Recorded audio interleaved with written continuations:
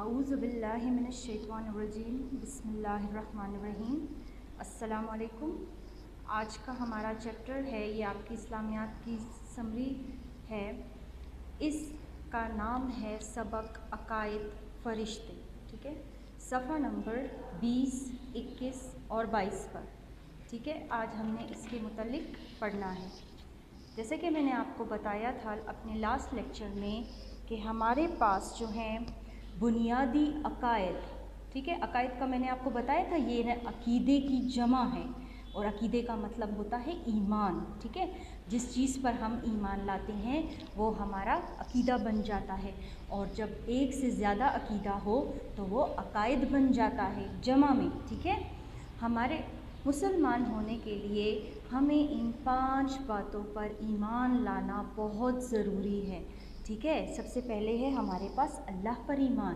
ठीक है, फिर है फ़रिश्तों पर ईमान, आसमानी किताबों पर ईमान, रसूलों पर ईमान, आखरत पर ईमान। जब हम इस्लाम कबूल करते हैं तो सबसे पहले हम इस बात पर यकीन रखते हैं कि अल्लाह एक है, अल्लाह के सिवा कोई माबूद नहीं। ठीक है ना, तो ये हमारा अकीदा जो है सबसे पहला अकीदा है, वो है अल्लाह पर ईमान। हमारा अल्लाह पर ईमान होना चाहिए। ठीक है, फिर हमारे पास आता है फ़रिश्तों पर ईमान। अल्लाह ताला ने इस दुनिया में बहुत सी मखलूक पैदा की हैं, उसमें से एक मखलूक फ़रिश्ते भी हैं, और आपको मालूम है कि फ़रिश्तों को अल्लाह ताला ने नूर से पैदा किया है। और हमारे जो सबक का नाम है वो भी फ़रिश्ते हैं। ठीक है ना, हम इस सबक में फ़रिश्तों के बारे में पढ़ेंगे। ठीक है, तीसरा हमारे पास ईमान है आसमानी किताबों पर ईमान। अल्लाह ताला ने इस दुनिया में 4 आसमानी किताबें नाजिल की, मुख्तलिफ़ दौर में मुख्तलिफ़ पैगम्बरों पर। आपको अच्छे तरीके से उनका नाम मालूम है, आप 1 क्लास में 2 क्लास में ये पढ़ते आए हैं। तौरात, ज़बूर, इंजील, और आखिरी किताब का क्या नाम था? कुरान मजीद। तो ये हमारे ईमान का हिस्सा है कि हम इन तमाम आसमानी किताबों पर ईमान लेकर आएँ। ठीक है, फिर है हमारे पास रसूलों पर ईमान।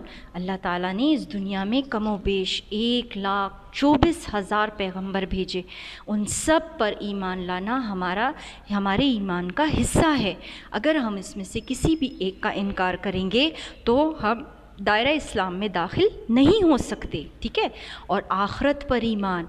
आप लोगों को ये बात अच्छे तरीके से बेटा मालूम है कि ये दुनिया एक दिन ख़त्म हो जाएगी।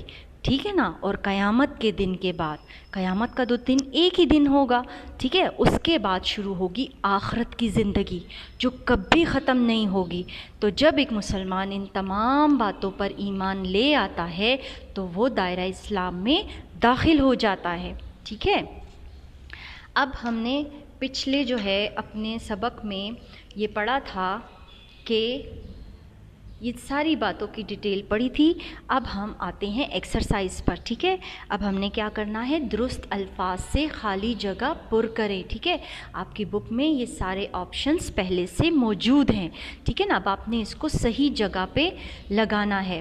पहला हमारे पास स्टेटमेंट है, अरबी ज़बान में फ़रिश्ता को डैश कहते हैं। क्या कहते हैं? मल्क कहते हैं। मीम के ऊपर ज़बर लगाना बिल्कुल नहीं भूलना, मल्क कहते हैं। और जब फ़रिश्ते ज़्यादा हो जाएं तो उसकी जमा क्या बन जाती है?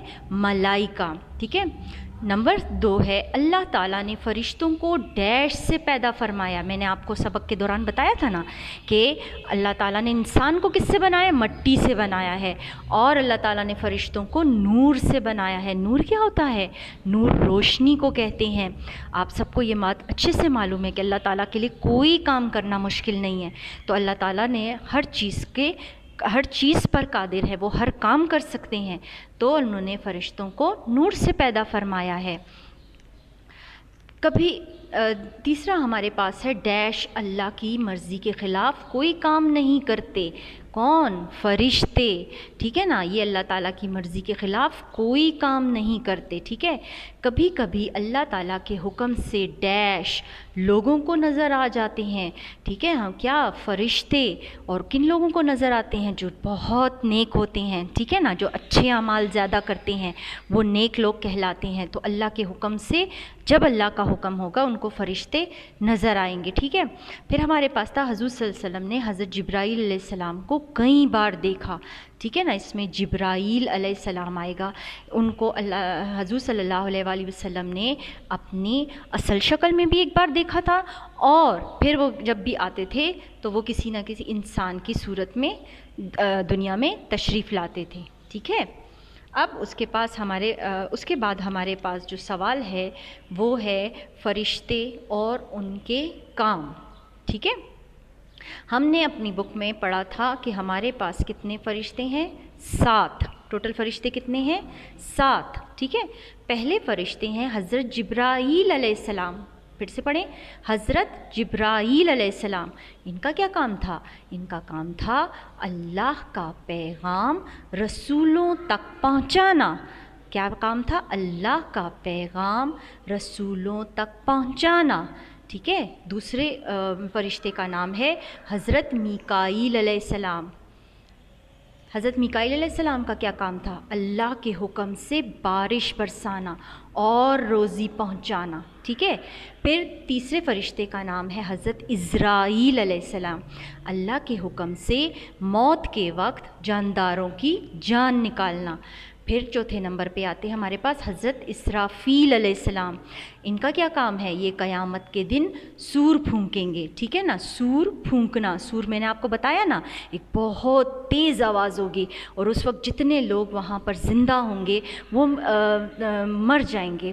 پھر اللہ تعالیٰ حضرت اسرافیل علیہ السلام کو دوبارہ حکم دیں گے، اب دوبارہ آپ جو ہے وہ سور پھونکیں تو کیا ہوگا؟ وہ تمام جاندار جو اس وقت مر گئے تھے وہ دوبارہ زندہ ہو جائیں گے، اور تمام لوگ حشر کے میدان کی طرف چل پڑیں گے، ٹھیک ہے نا۔ حشر کا میدان آپ کو معلوم ہے نا، جہاں پر ہمارا حساب کتاب ہوگا، اللہ کے سامنے ہمارے اعمال نامے پیش کیے جائیں گے، ٹھیک ہے۔ نمبر 5 پہ ہے مالک۔ مالک کا کیا کام ہے؟ جہنم کا داروغہ۔ میں نے آپ کو بتایا تھا نا دوزخ کے کئی نام ہیں، قرآن پاک میں آئے ہیں، تو یہ اس کو دوزخ بھی کہتے ہیں، جہنم بھی کہتے ہیں۔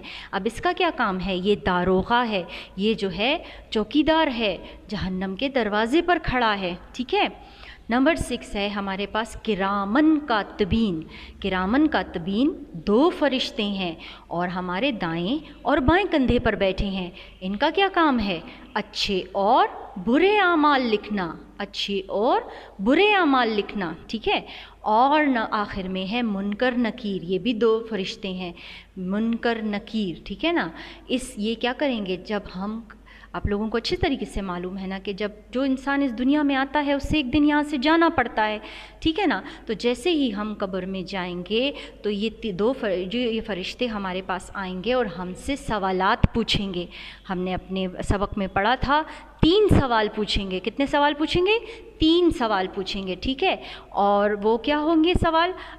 آپ اللہ کون ہے، آپ کا رب کون ہے، آپ کا دین کیا ہے، اور آپ نبی کریم صلی اللہ علیہ وآلہ وسلم کون ہیں، یہ سوالات پوچھیں گے، ٹھیک ہے۔